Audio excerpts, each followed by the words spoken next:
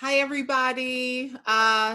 Thanks for being here today. Just quick, I want to, two things. I want to thank everyone for their patience. Thank you, everyone, for being here.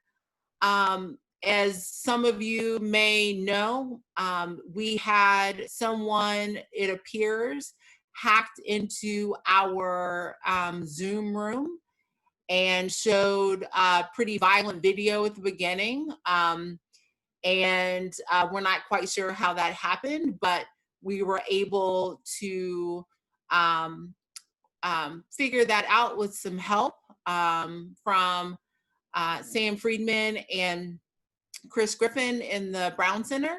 So we appreciate you coming in there and helping us, Chris.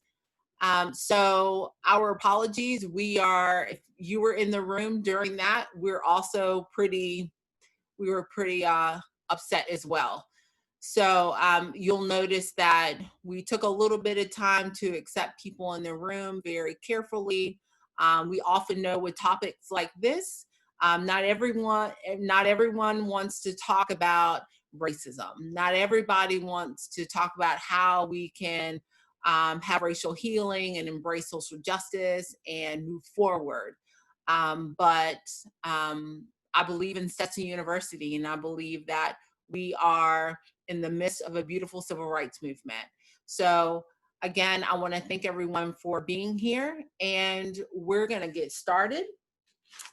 And let me tell you a little bit about um, what the process is going to be. So today we are allowing students, both undergraduate students and graduate students in DeLand, to share their stories in regards to their experiences with racism, either at Stetson or in the community. We believe it's really important for us to have a safe space where we know we will be heard and that our voices will be taken seriously, and with people whom we trust.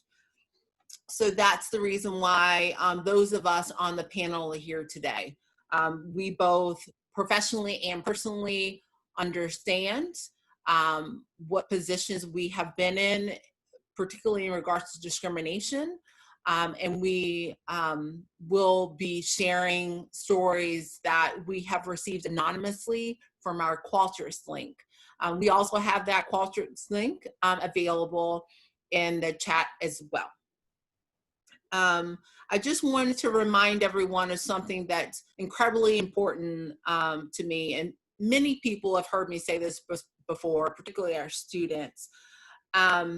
So sharing stories is speaking truth to action. It's having power. It's taking control of your own power. And that's the reason why it's really important for us to take time today to share our stories, and that is the main focus. If staff members or faculty members are in here, I just really appreciate you being here today.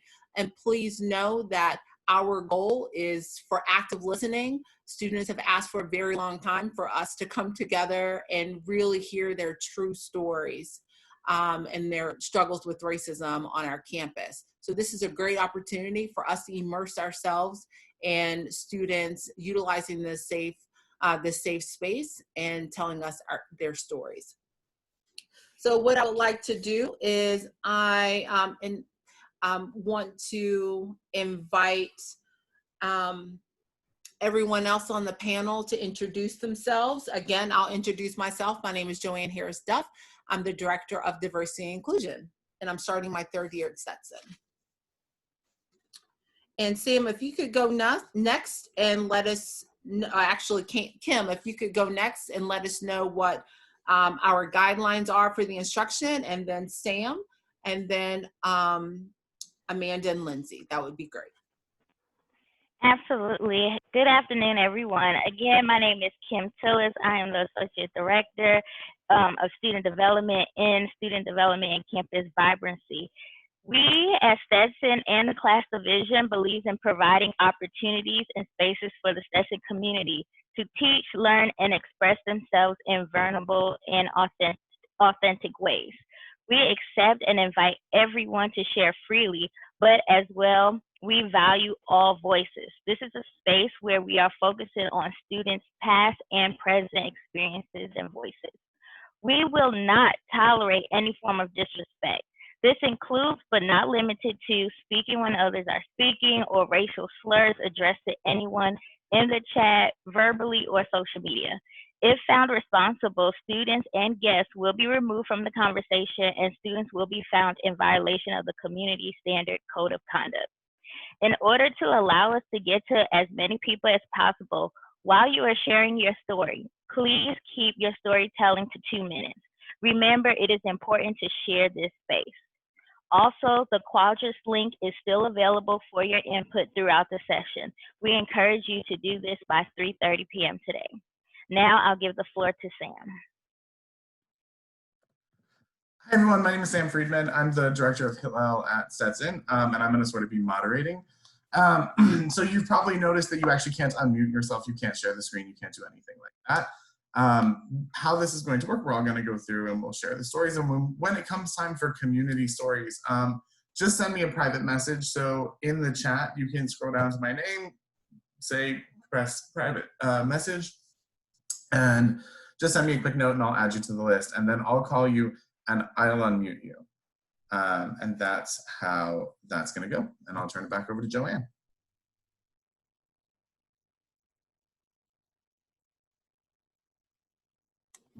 Thank you, Sam. So let's go ahead and Amanda's going to introduce herself, and then Lindsay. Hi everyone, my name is Amanda Castori. I am the coordinator of diversity and inclusion, and I am going on my 4th year, I believe, here at Stetson. Hi. Hi everyone, my name is Lindsay Corelli. I'm the Associate Director of Interfaith Initiatives in the Office of Religious and Spiritual Life, and I've been at Stetson for 6 years now.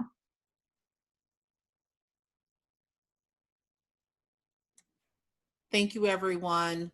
So as mentioned before, what we're going to do to get this started is the 5 of us will be sharing stories that we received via Qualtrics link that was offered during our marketing and on social media, as well as on Stetson today. And we aren't going to be in keeping with Kim's guidelines. We are also going to make sure that we're short and that we also don't share names or use any kind of racial slurs. A student has written, a professor lecturing to a predominantly white class, explaining that natural hair in the workplace is unprofessional and that it should be straightened in order to be seen as professional, embracing the prejudice against natural hair in American culture.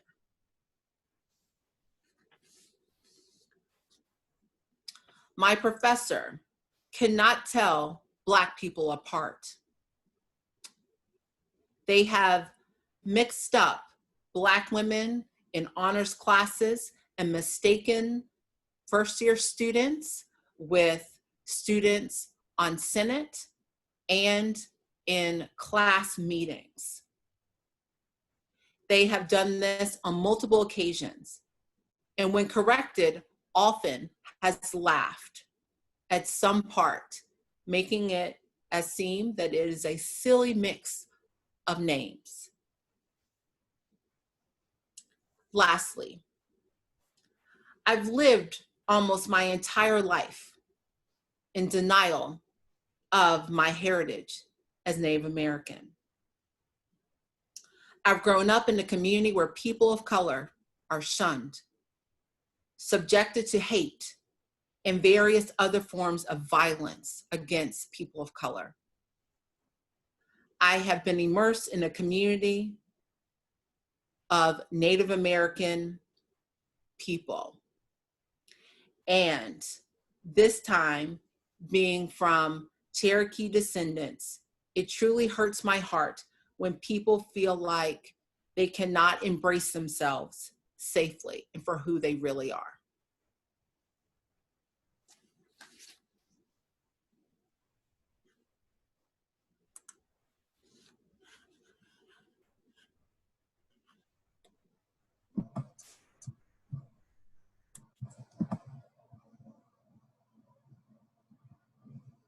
Okay. From a student. These are the experiences I've had in my freshman year. I'm not a sophomore, and I know more will happen throughout the rest of my time here. I've gotten called the N-word multiple times walking across North Woodland by the same white guys in a red pickup truck. I was accused of stealing from the library by a certain person who worked there. This to me was so absurd, not only because I was wearing a Stetson t-shirt and I wasn't wearing a bag, but I was the only Black person within that group and was the only one who got accused. The whole situation was a reason why I considered leaving Stetson. There were so many times I've seen Confederate flags. I've had Peace Safe follow me and Black and Brown friend group around at night despite us wearing first year lanyards. Another story. Person's name is omitted from the career office, played a racist video in my pro-com class. Luckily, my professor called them out on their BS, and he came back to apologize. Another story. After leaving the bars in downtown DeLand, a few buddies of mine went back to their campus house and had a few ladies over. All of a sudden, a truck full of some of the Stetson football players showed up. Assuming one of the women that came over, he had a thing for. We told the guys it was just us and the ladies that they were not having a party and asked them to leave. The four guys decided not to listen to us after we told them there was no party, so they decided to try and force their way into my friend's off-campus house by pushing and kicking the door until seconds later we hear them start calling all of us the N-word. 4 white college football players trying to break into a Black student's off-campus house after we told them to leave and never invited them. Needless to say, it ended up turning into a huge fight in the front yard after my friends and I being called the N-word multiple times and having someone try to break and enter into his home.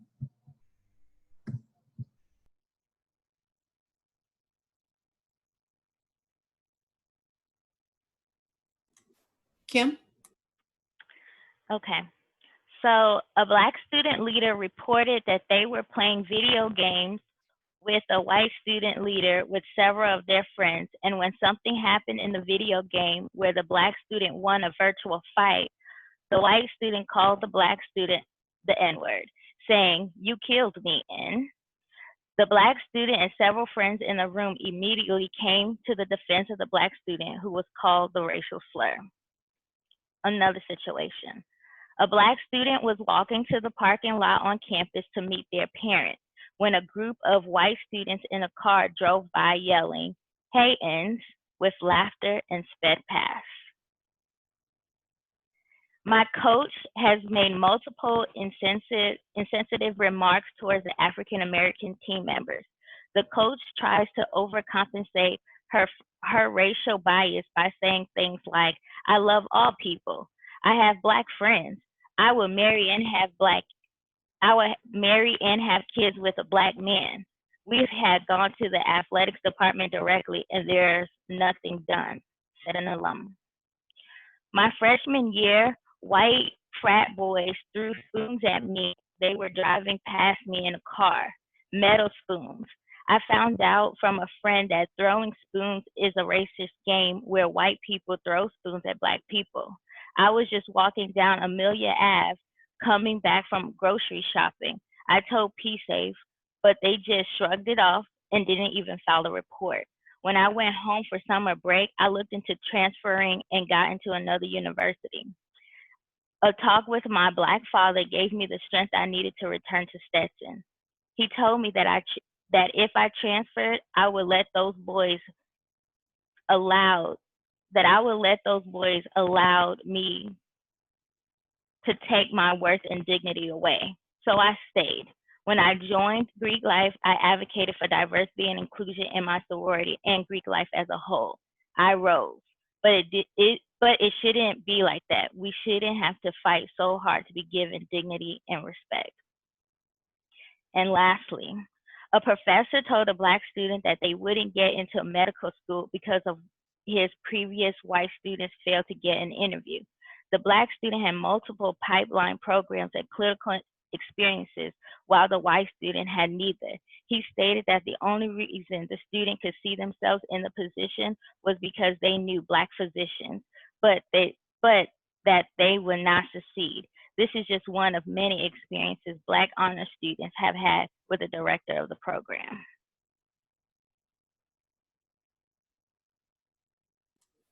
Lindsay.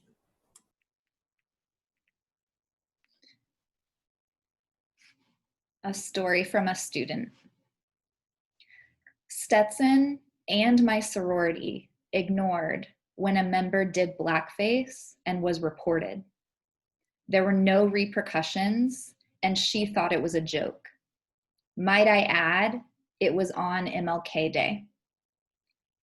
My roommate told me freshman year that I didn't have to worry about my immigrant father during the presidential election because her father was darker than my father, even though her father was a white man. I would hear students laugh and make jokes about not understanding our professor because of her accent, even when they don't say things about white professors with accents. Another story. The Confederate flags across from Fiji Express and in Big Rigs 2 are terrible. Having to go to the Boys and Girls Club to see the presentation of new members for the Sigmas because the school refused to approve them. Watching the days pass as the sororities and fraternities posted nothing or a canned statement about racism for weeks after Floyd's murder. The student who rode around campus on a longboard after Election Day 2016 wearing a Trump flag as a cape. The enormous beach ball where people wrote that racism isn't real. This is a list of things from a student who rarely interacted with the general campus populations. Imagine one from students who were more involved. And the last story. I am a white woman. During my 4 years, I saw what happens in Stetson's white spaces, and it is dangerous. From what covert racism to overt racism, it's all there, only growing stronger. Stetson must do more as a PWI.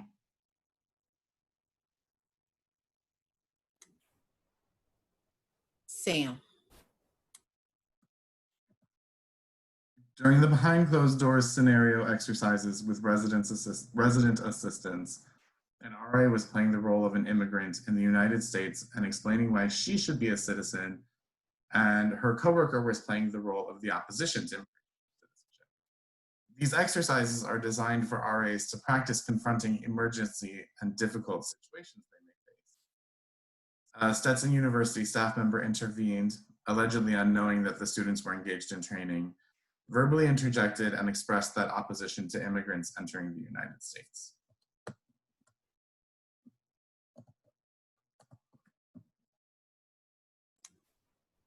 Thank you, everyone, for sharing those stories that we received via Qualtrics.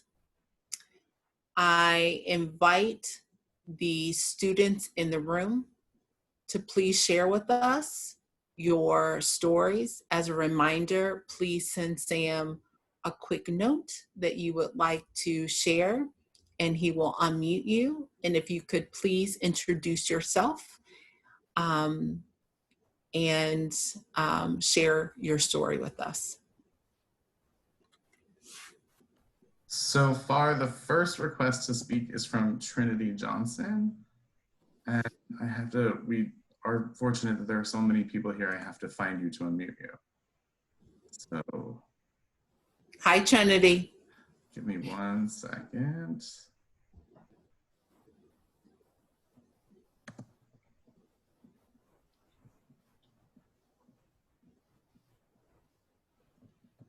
She is. Trinity, you should be unmuted. Hey y'all, can you hear me? Yes, we sure can. We can hear you. Hello. So for those who don't know, I graduated from Stetson in 2017. I got there in 2014, and one of the main reasons I decided to graduate a year early was because of the racism that I dealt with at Stetson. So there's a whole bunch of issues. One specifically, it's impossible for me to tell the story without saying the word, but it's related to Delta Sig's drink that they had. When it was reported and brought to the attention of the administration, they asked for Black Student Association while I was president to try to lead a session for them. And their excuse was that they had a Black brother who came up with the name, so it was okay. And also immediately after the election in 2016, I was the only Black person in that class. And unfortunately, the professor decided it would be a good idea for us to talk about our feelings.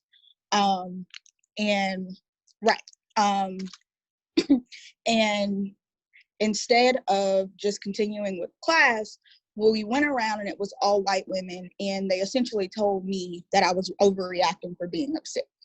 Nothing has been done. I was there for 3 years, and if you were in leadership while I was there, you knew that I made a whole lot of noise while I was there. And the fact is that these are issues that students are still dealing with even after I left.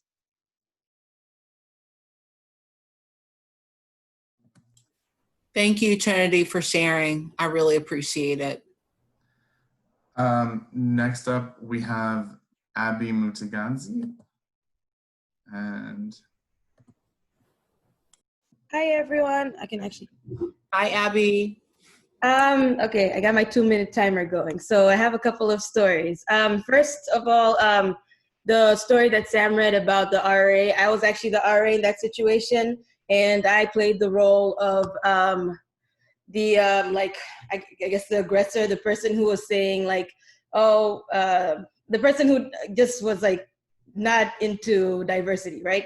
I reported the incident, and I reported the staff member, who had made that comment, and I didn't remember her face or her name. I remembered her face, but not her name, and I tried to report it to the housing office and directly after it happened, and because it happened in front of probably 7 other RAs, I thought that it was going to be kind of like a quick thing, but nothing ever happened after that. I interacted with that lady multiple times on campus prior to that, and she thought that our beliefs matched because I was playing this role, and it didn't. And when I ran into her multiple times on campus, she would, say hello to me or be like, "Oh, Trump 2021, am I right?" and comments like that, not knowing that I was playing a role. Another story that I really want to share is the lack of effort that was put when I was fighting to keep the African Student Alliance alive.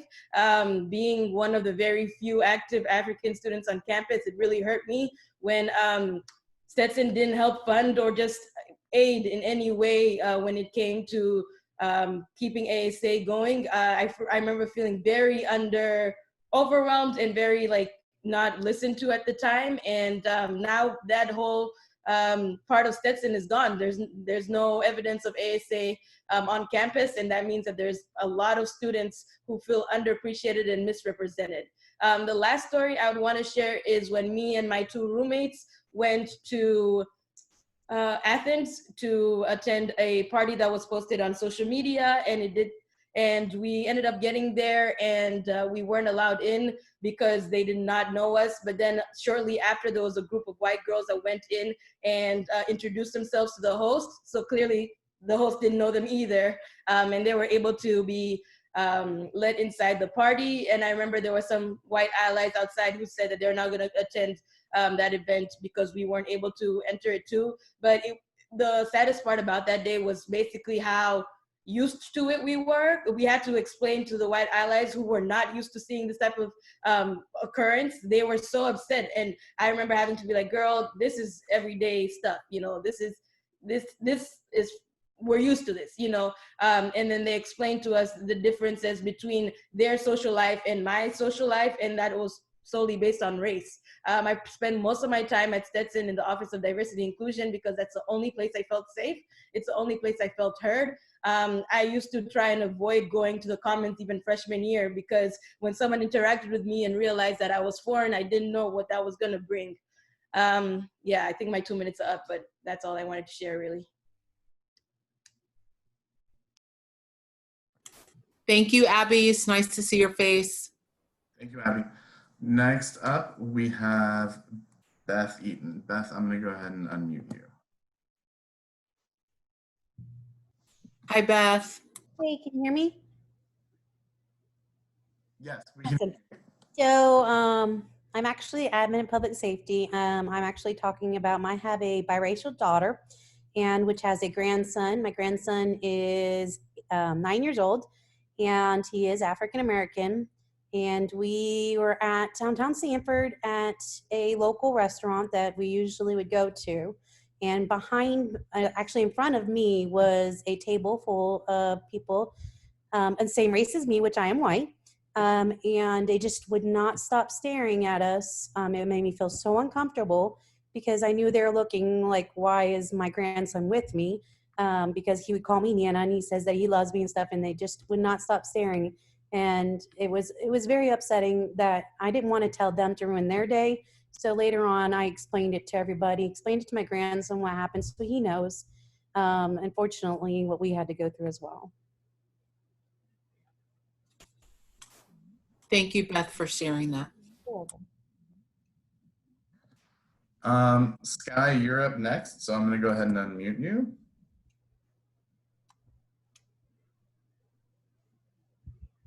Should be good to go. Hi, Sky. Hi, Joanne. Thank you guys for letting me speak. Personally, I have never experienced any forms of racism in Stetson or the DeLand community, but growing up in my hometown, especially during high school year, I always had to be the one who would comfort people who experienced racial prejudice and discrimination. I've had to comfort some girls who told me they've had a racial slur called to them.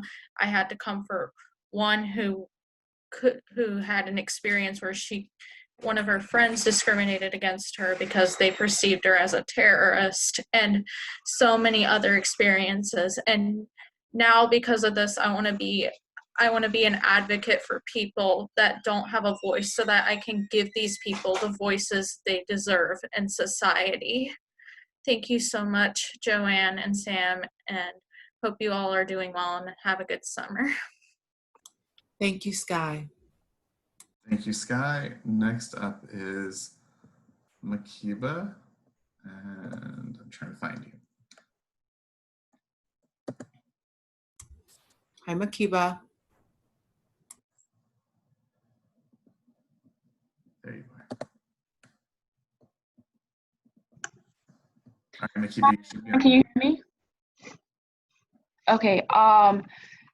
I'm Akiba. I just recently graduated. I was a past president of CISA. I've been heavily involved with ODI. I've been an RA, whatever. But my experience, I've had multiple as well, but the main one was by the LBC. Myself and a couple of alum were writing papers, so we all decided to get together, and we probably left around 3 a.m. And as we were walking back to the cars, we had two separate cars because some of my friends lived off campus. Two police cars rolled up on us and pretty much said that they've been watching us and that we were doing, we had suspicious behavior. And we literally just walked out of the building to our cars. Like, what do you mean you've been watching us for all this time? And they asked to check the registration of the cars and stuff like that. But that's just another situation to say that these are police officers who are supposed to be protecting us and looking out for us. But, just because we're Black, and it's terrifying because at that moment we're so vulnerable, they can do anything to us. And, who would believe, But I just want to thank everyone who was involved in putting on this meeting and allowing us to talk and share, especially Joanne, Amanda, and everyone who's always been there for me. Thank you, Makiba. Thank you, Makiba. Next up is Wamweni, and I'm going to unmute you.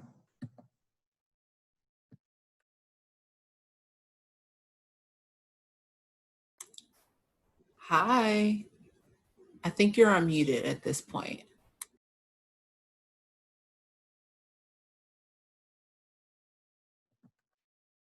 Okay, we're going to move on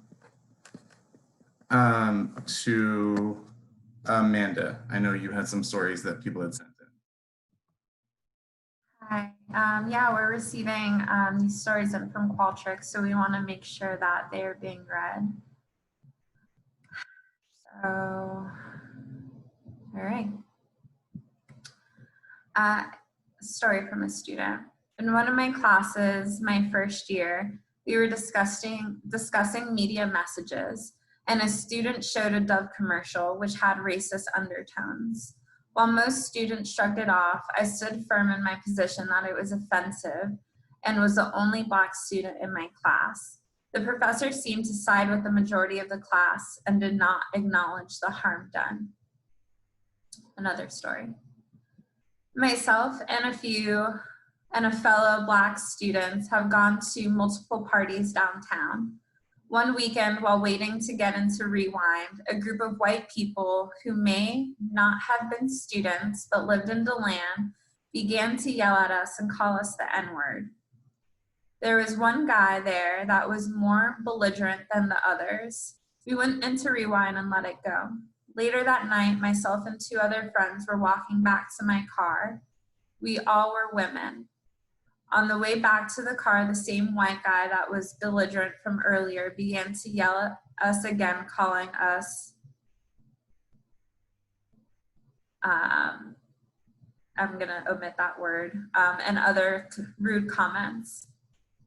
While a friend of his had a mask on and began to walk faster in an attempt to scare us, we quickly got to my car and left. And I will read one more. My first year in the honors program was rough. I had to sit in a classroom with 50 students, only 5,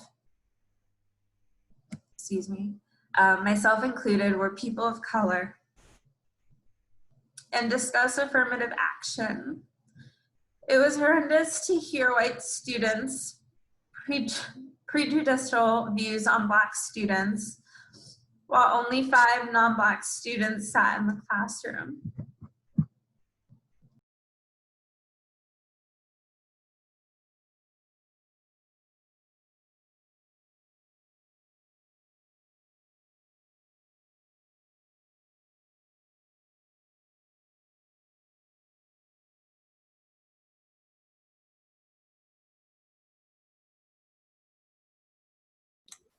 You're okay. I'm holding you up.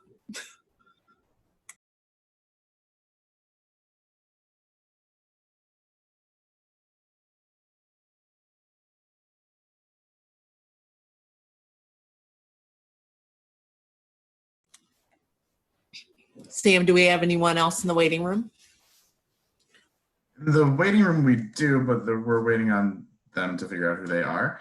But we have some other people stories that they can share. So we're going to go to Wamwini, who is up now, and then Alex Sullivan, and then Camila, you can go after Alex.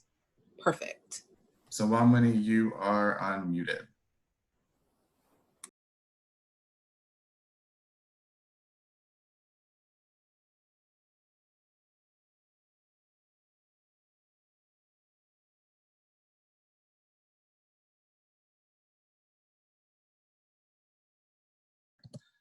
I don't think anyone can hear you if you're speaking.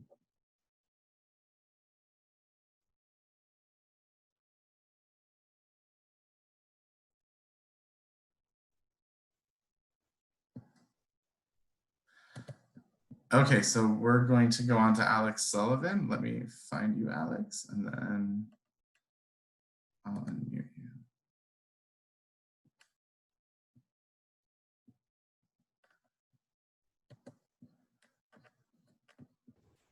Alex, you're unmuted. Can you hear me? Yes. Hi, everyone. Hi, Alex.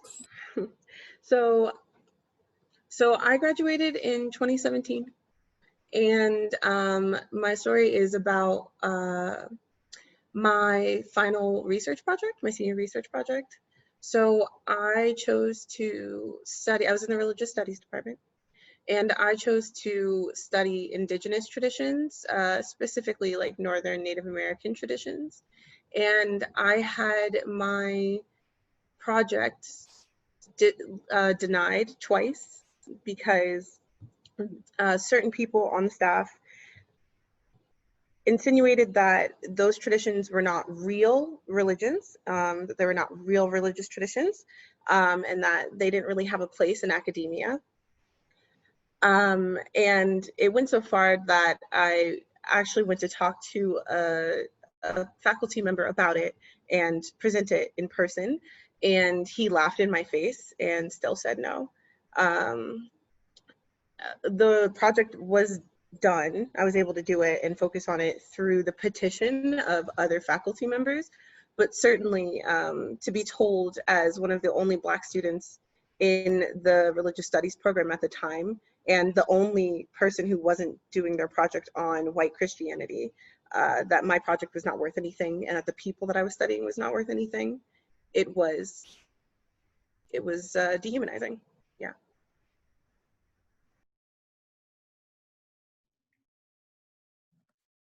Thank you for sharing.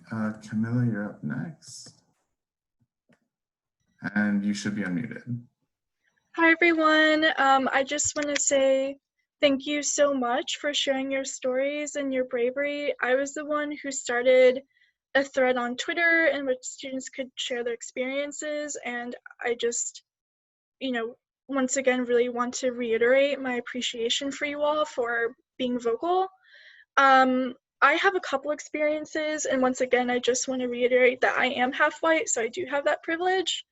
But overwhelmingly, as a student activist and a leader of student orgs, and I would run around with other student leaders on campus, we were constantly told by the university that whenever we requested more funding, it always was denied. We always had cuts to our budget. And the reasoning was basically students being told, well, you are used to doing more with less. So there was never an incentive for the school to help fund these efforts. And they were almost all exclusively to social justice groups on campus. Almost exclusively. I don't know a single other org that didn't have that struggle. And then the other story I'd like to share is with the honors program. There's one instance where there's an honors class with the director of the program, and he used a slur. I don't want to say it, but GYP SIE, and I corrected him and said, we don't use that word, that's really inappropriate. I told him, could you please use the word Roma, because that's how those people identify, and he said the word again and refused to use that word. like the correct word. So the honors program is notorious. So thank you.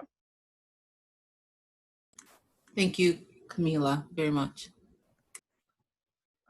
Next up is Mecca Smith, and you should be unmuted now. Hello. Hi, how are you, Mecca? I'm doing well. Thanks again for having this platform. I just wanted to come on and talk about, I think coming to Stetson, I'm an alum, I graduated in 2017. And going to Stetson was an eye-opening experience for me coming from the Caribbean. I think that was the first time I was actually forced to face the fact that I was a Black human being, whereas I identified as Afro-Caribbean most of my life.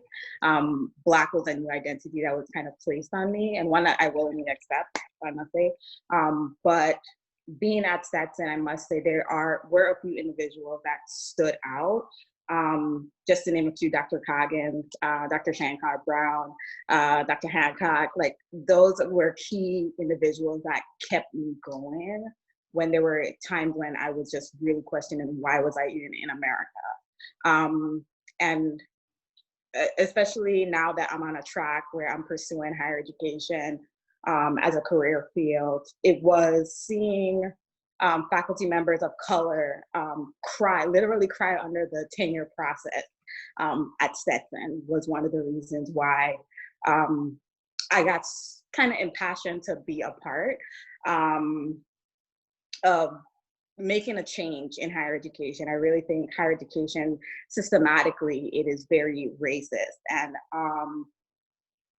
I could see that in my curriculum. There was no curriculum for Africana studies, like just as a general part of the curriculum. You literally had to take an African studies class or a women studies class in order to get diversity. And that's an issue. I don't know if that's still an issue now.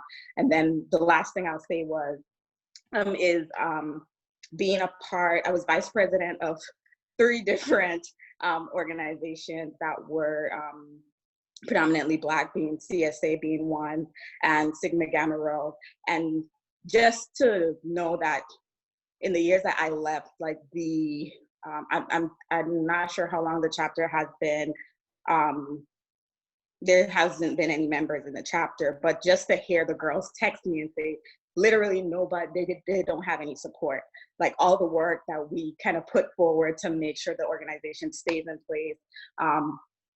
It was so many long nights just to hear that there's no one on campus now and no support for the organization is very, very sad and disappointing. So yeah, I just wanted to say those things. So thanks to those people who are doing their part in like really bringing students' voices out, but there's more to be done. Yes. Thank you, Mecca, so much. Next up is Adriana LaForest. And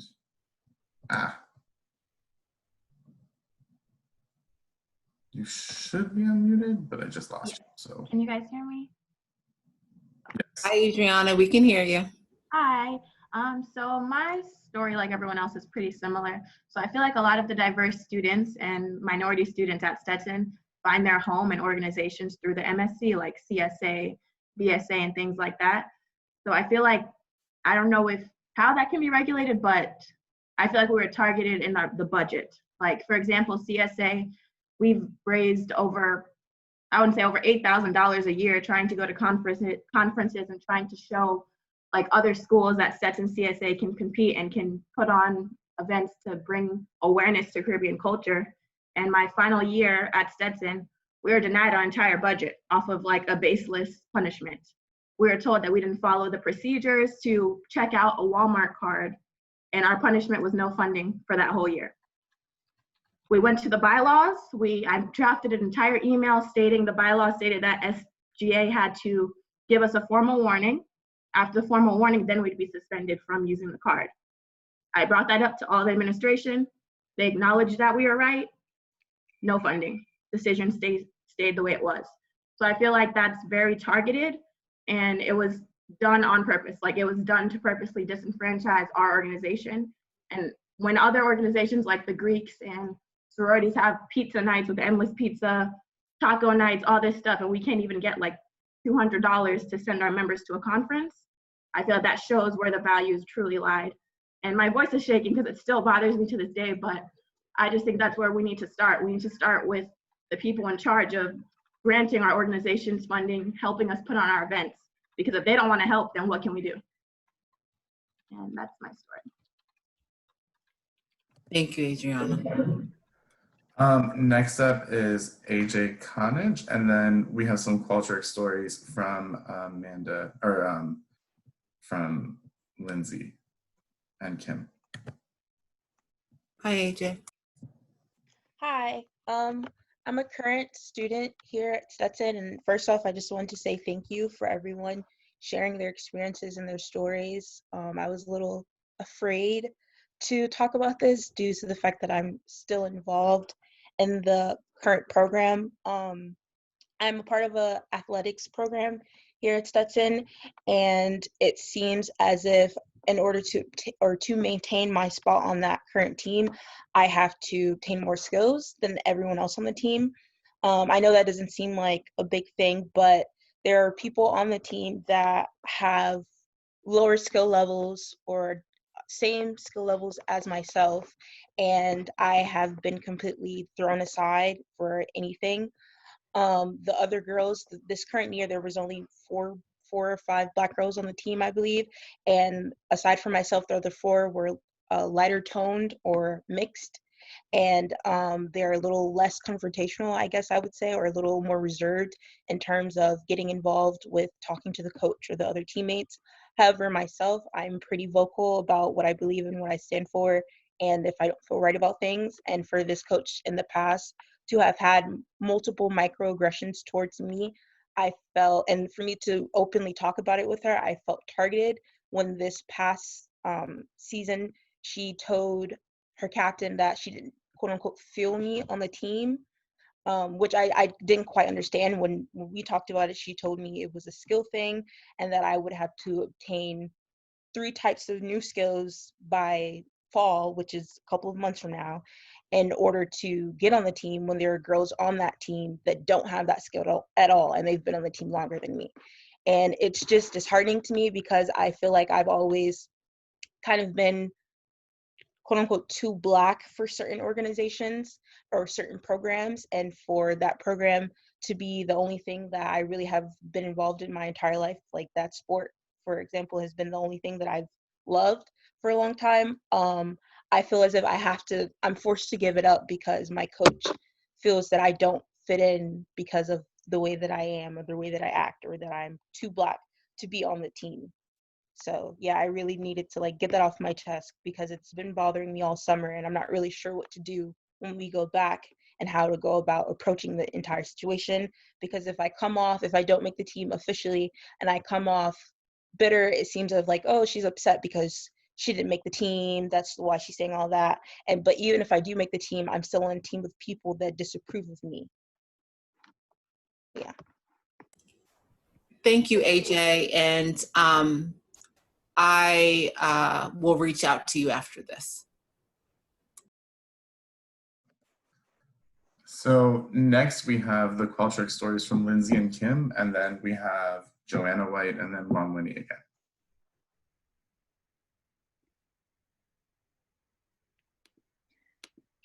So this is a story submitted from a student. My sophomore year, my sorority was supposed to go to the bowling alley for a get to know you. That night, the KKK showed up on campus after Trump's election. It scared a potential new member so much that the entire event was canceled. It shocked me how the Black students knew about it, but none of the white students did. And then the second story. My sorority members call one of the only women of color ghetto anytime she tries to interact with any of them. It is so sad. They cut her out of our sorority video on purpose.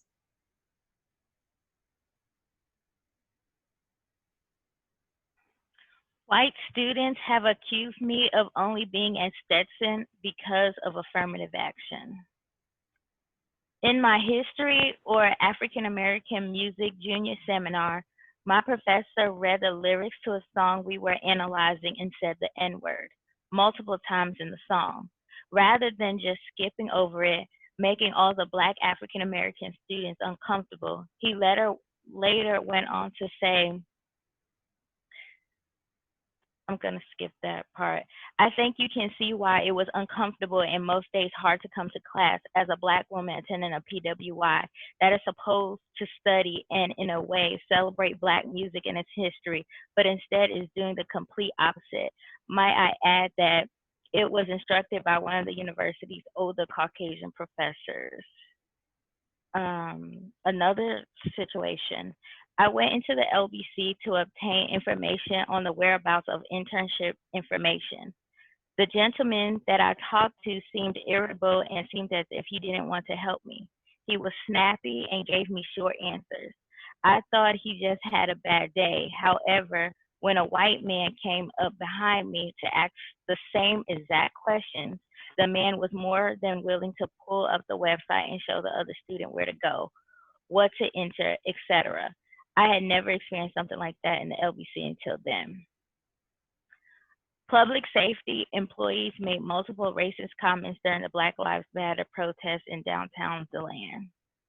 And the last one that I have is, during RA training, a member from the Career and Professional Development Office came in to talk to us. He asked us to all introduce ourselves. One of the RA introduced herself, stated that she was from the Caribbean.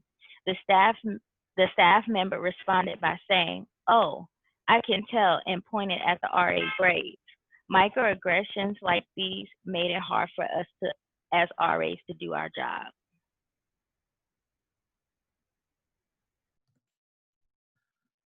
Next is Joanna White, and you are unmuted.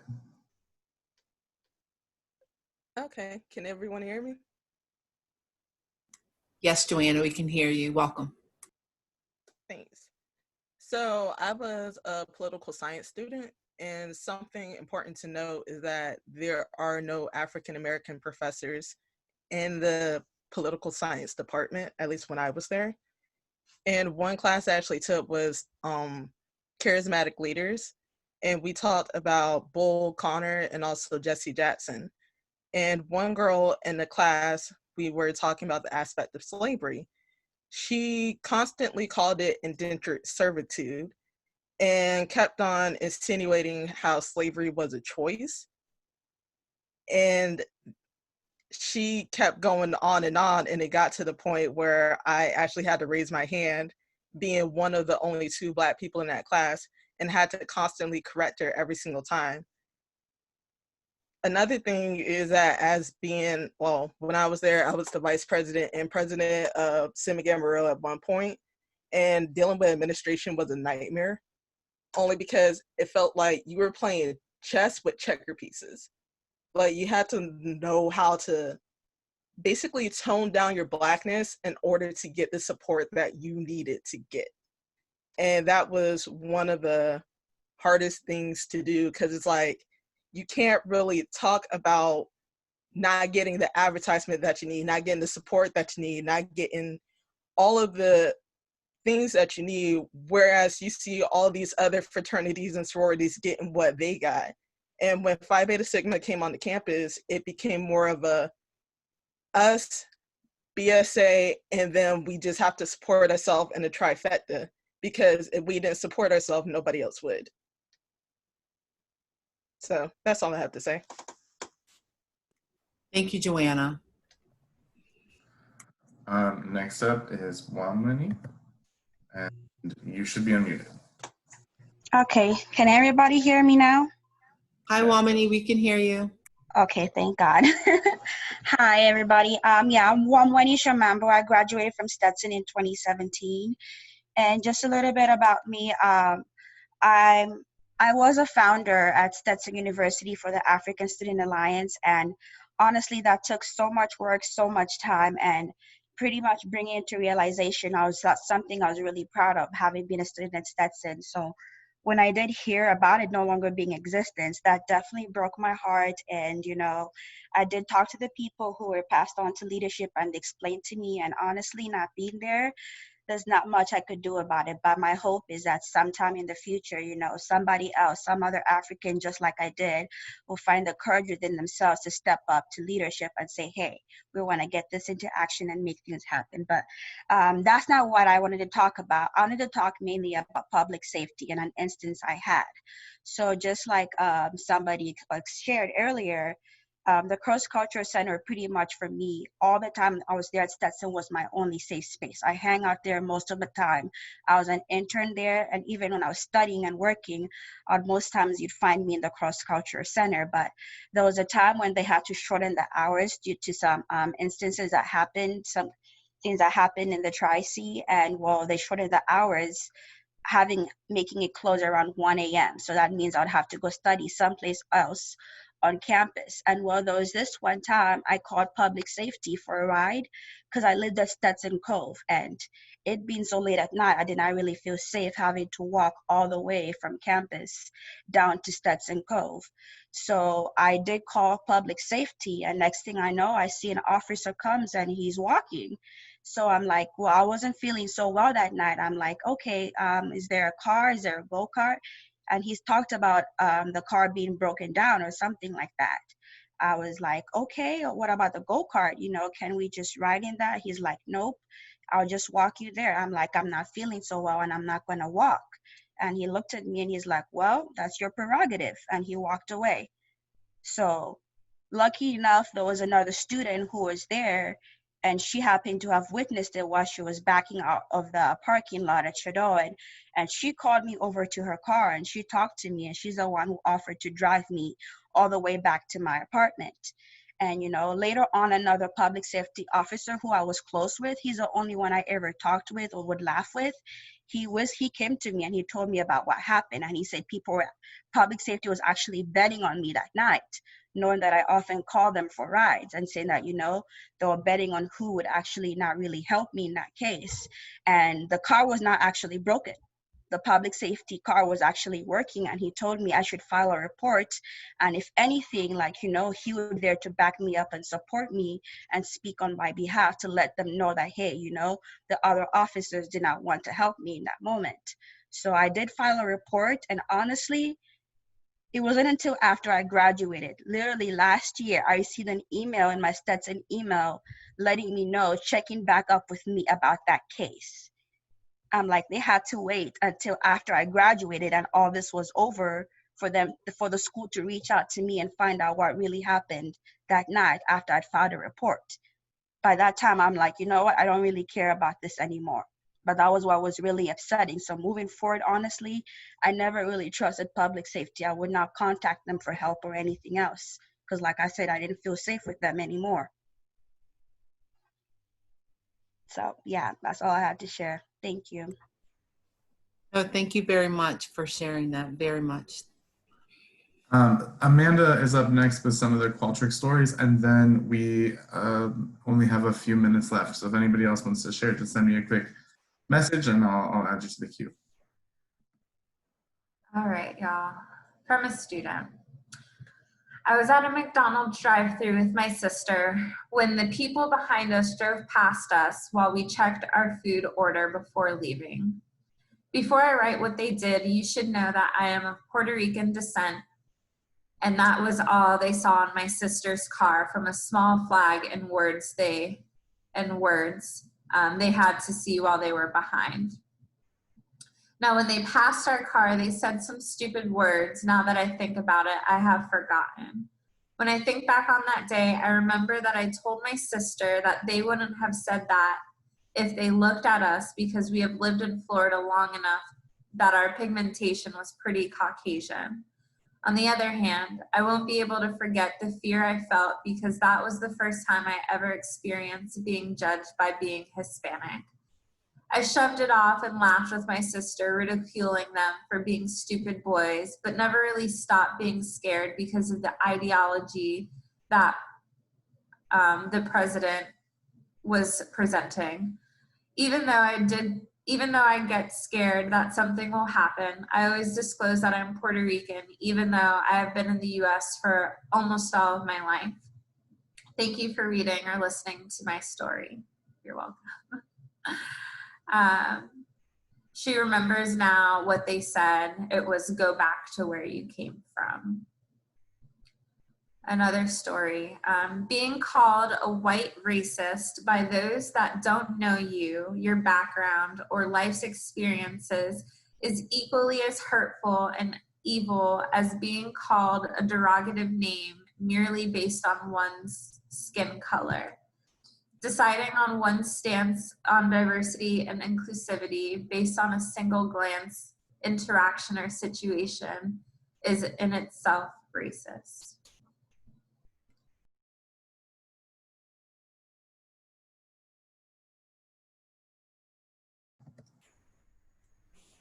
Thank you, Amanda. So I'm gonna end with our last story, and we'll then share some information about our second part of this dialogue.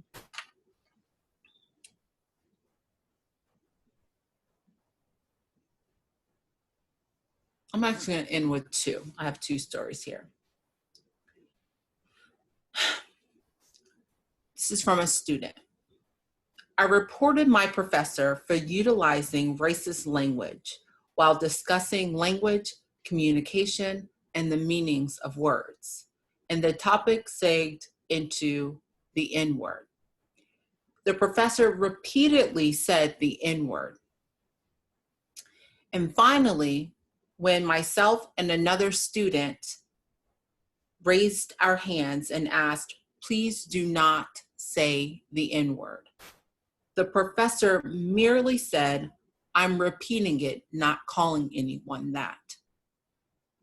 This was hurtful, and I dropped the class. A student reported that I was going to the campus bookstore. I had just checked out, and I had a number of books in my hand. I could barely see beyond my books. And a student bumped up into me. I did not bump up into them, they, me, and said, move out of the way, you effing N-word.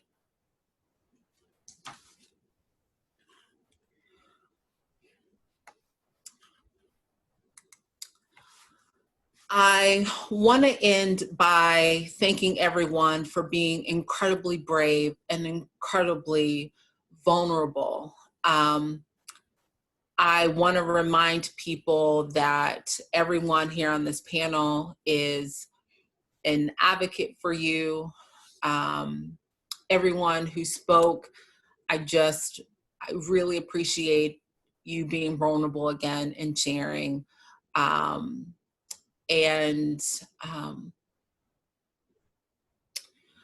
For those who completed the Qualtrics survey, I just really appreciate you being vulnerable again and sharing that, because it's not easy. And for the panelists, when we read stories, we feel those, and we also can feel students as well. And so in saying that, I want to remind everyone to please take care of themselves. Remember your resources that you can utilize. WellConnect is a great resource. Also, we have our new bias education support team process, and I lead that process. So now it comes to me. I think many people wasn't here while you were a student, and now we have that, and it's growing. You can go into Maxient and go under report it, and it's called the best report. On Thursday, same time at 2:30, we'll be talking about Let's Talk Action. And this on Thursday will give us an opportunity to talk about what you would like to see next. So this is not myself and Amanda and Kim and Lindsay and Sam telling you what we're going to do.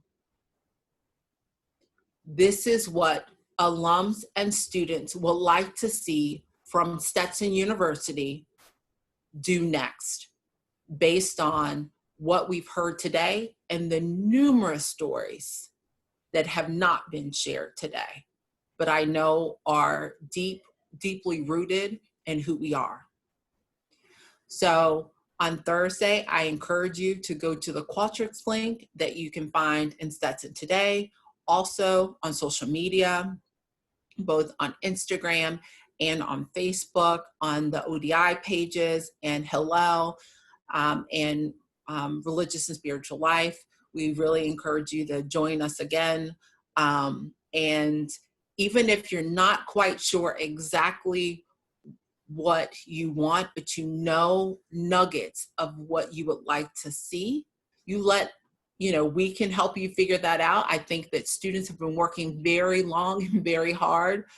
It was clear to me when I started that students were already doing most of the work, and it is time for us to hold ourselves responsible as a university and listening like we did today to your stories, and also listen to what you need for us to do. Thank you everyone for being here. I want to remind you that you can reach me with the Office of Diversity and Inclusion. And if you want to speak with me, that's wonderful. If you want to speak with the other panelists, I will absolutely connect you with someone. You can reach me at jharrisduff@stetson.edu. You can also reach me in the directory and send me a message, call me and send me a message there. Again, I appreciate everyone sharing today, and I look forward to seeing you all on Thursday. The link for the Qualtrics feedback is also in the link for Thursday as well. We're again asking people if they would please take some time and submit some actionable items or ideas again. So thank you, everyone. I appreciate you. And thank you, panelists. I appreciate you.